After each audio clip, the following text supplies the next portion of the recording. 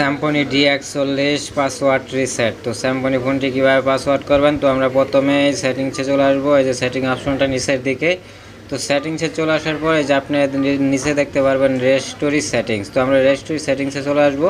তো এখানে পাসওয়ার্ডটা অনেকেই দিতে পারেন না বা অনেকেরই জানা নাই, তো আমি দেখিয়ে দিচ্ছি। অবশ্যই স্ক্রিনশট দিয়ে রাখতে পারেন বা মনে রাখতে পারেন। স্যামসং DX40 পাসওয়ার্ডটা হচ্ছে 1122। তো আমি আবারও বলছি 1122। তো এই যে এখানে আপনি ওকে দেখতে পারতেছেন, তো আমরা ওকেতে একটা ক্লিক করে দিব যে restore settings and restart the phone. তো আমরা ইয়েসে দিয়ে দিব। ইয়েসে দেওয়ার পর এখানে একটু সময় নেবে। তো এখানে একটু সময় নেবে, অটোমেটিক অন হয়ে অফ হয়ে অন হবে।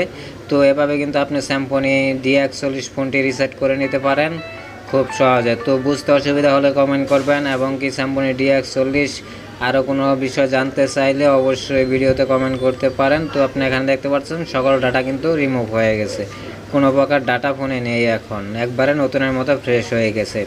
তো আশা করি স্যামসং DX40 ফোনটি আপনি খুব সহজে কীভাবে রিসেট করবেন। তো অবশ্যই ভিডিওতে লাইক দিতে বলবেন না, চ্যানেলে নতুন হয়ে থাকলে সাবস্ক্রাইব করে পাশে থাকবেন। আসসালামু আলাইকুম।